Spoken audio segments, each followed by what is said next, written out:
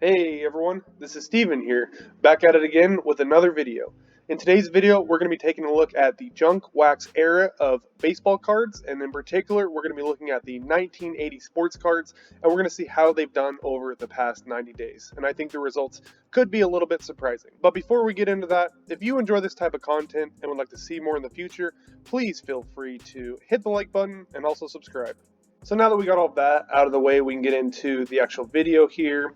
In today's video, we're going to be talking about the 1980 sports card market, and just to see how they've done over the past 90 days or so, and we're going to compare that to the modern MLB baseball sports card market. And I think some of the results could be a little surprising. At least I was a little surprised with some of the results, as the late 1980s is considered to be the start of the junk wax era, where we've been told that a lot of those cards just don't hold a lot of value as they were mass produced. But we're going to just take a look at the 1980s sports cards and see how they've been doing over the past 90 days, and then talk about some of the reasons why they could be performing like they are. We're going to start off here with Market Movers. I'm not sponsored by them or anything like that, but they did come out with a new feature that basically rolled out some new indexes, so we're going to just track that. But what they have here is you can select different sports by particular eras. So in this case, I just have baseball from 2018 and 2020, and what they do is they basically figure out a list of some of the more popular players and cards in that specific era, and then they put that into this index. So in this example, we have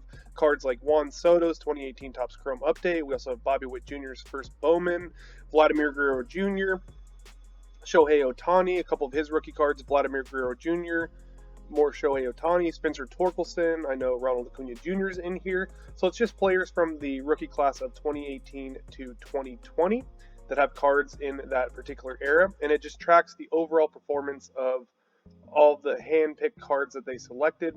So it's not going to be perfect or anything like that, and I'm not really sure the criteria they use to select cards, but it does give us a better understanding about how a particular sports card market is doing in that individual era.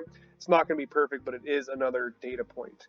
So for this, I selected baseball from 2018 to 2020, so that's again going to be your more modern players such as Ohtani, Vladimir Guerrero Jr., Tatis, Ronald Acuna Jr., Bobby Witt Jr., and players like that, and I'm comparing that to the 1980s. So in this, we have cards that are from the 1980 to 1989, and towards the second half of the 80s, that's when the quote-unquote junk wax era started, and that's when companies began to really mass produce a lot of cards. So we are going to be taking a look at some cards that are more heavily printed, but in this index, we have players such as Tony Gwynn, Cal Ripken Jr., Roger Clemens, Ricky Henderson, Mark McGwire, Wade Boggs, King Griffey Jr., Barry Bonds, Kirk Gibson, Eric Davis, Kirby Puckett, and players like that. So again, players that are from the 1980 to 1989 era.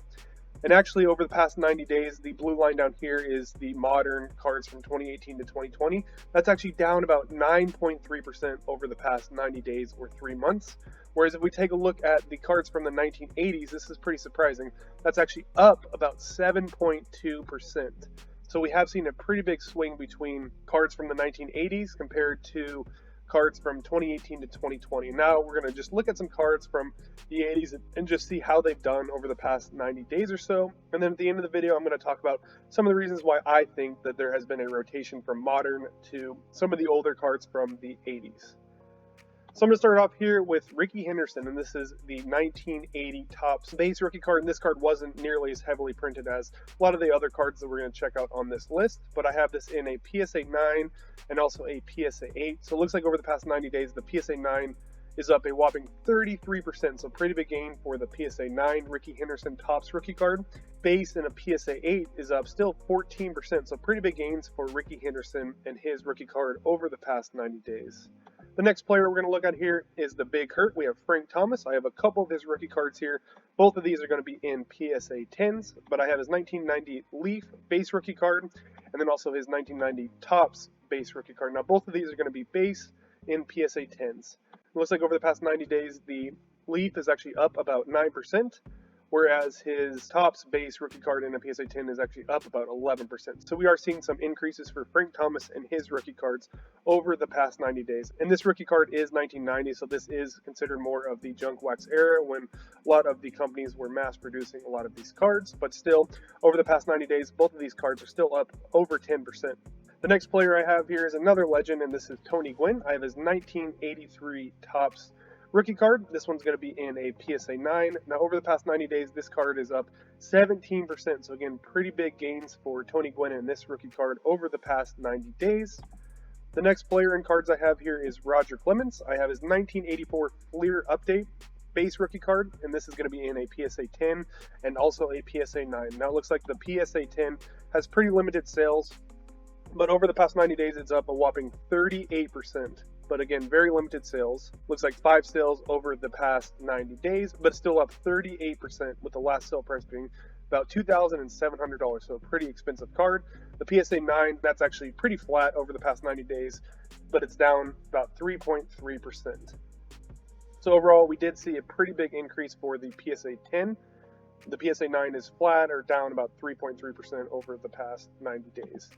The next player in cards I have here is Cal Ripken Jr. I have his 1982 Topps Traded rookie card, and this is going to be in a PSA 9 and also a PSA 8. So this is another really popular card here from the 80s. Over the past 90 days, the PSA 9 looks like it's flat, the last sale being $500, so flat for the PSA 9, whereas the PSA 8 is actually up about 9%, with the last sale being about $252, up 9% over the past 90 days. The next player I have here is Wade Boggs, and I have his 1983 Topps base rookie card. This is going to be in a PSA 10. Now over the past 90 days, it looks like this card's up about 6%, so we did see a slight increase for Wade Boggs rookie card over the past 90 days, and this is again in a PSA 10, with a population of about 370 in a PSA 10.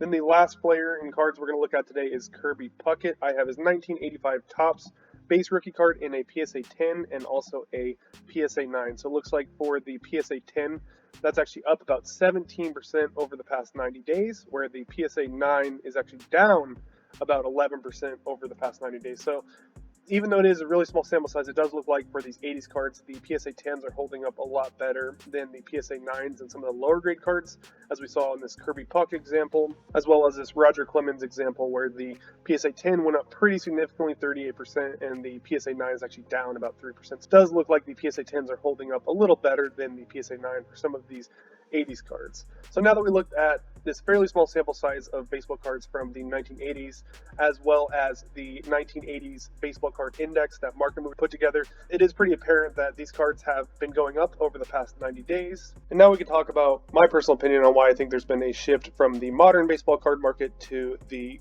baseball card market from the 1980s. This is just my personal opinion.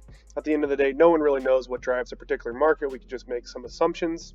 And this is actually something that I'm going through with my personal collection, but I do think that a lot of it has to do with risk factors. So a lot of these modern cards and some of these younger players, there's no guarantee that their cards are going to be worth more or even worth anything in the future. There's a lot of risk with holding some of these younger stars that aren't as established as some of the retired Hall of Famers from the 1980s, for example. And an example of this could be Fernando Tatis Jr., who is injury prone. Great young player, however, he did have that wrist injury from the motorcycle accident, and that's going to keep him out a couple months at least. Then you have Ronald Acuna Jr., another star. He had the ACL tear from last year. He still hasn't made his MLB debut this year.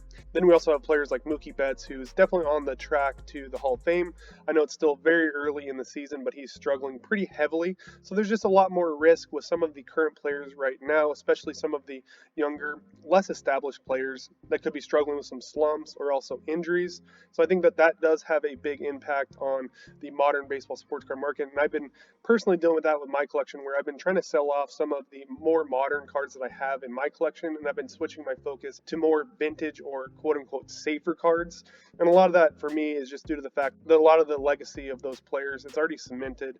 They're not going to go out and tear an ACL, and if they did, it's not going to really impact their card prices. So that's the main reason why I think that there's been a pretty big shift from modern to 1980s cards and also vintage cards in general, is that people are just trying to take a little bit of risk off the table, especially with a lot of the injuries and other slumps that some of these modern sports card players have been dealing with over the past couple of years. And I also think that a lot of the collectors currently in the hobby, they grew up watching the stars from the 1980s and also some of the older stars. So I think that a lot of their money has been shifting over to just some of the cards that they grew up watching and also collecting back in the day. So I do think that that's a part of it. A couple reasons why I think that there's been a little shift over the the past 90 days or so. But we do have to remember that these sports card markets and any markets in general, they really go through ebbs and flows. We're really seeing this in the stock market right now, where over the past couple of years, we've seen growth stocks really outperform value stocks. And now with a lot of uncertainty going on, there's definitely been a shift into value stocks. So the same ebbs and flows that we've seen in the stock market, those can definitely be seen in the sports card market as well.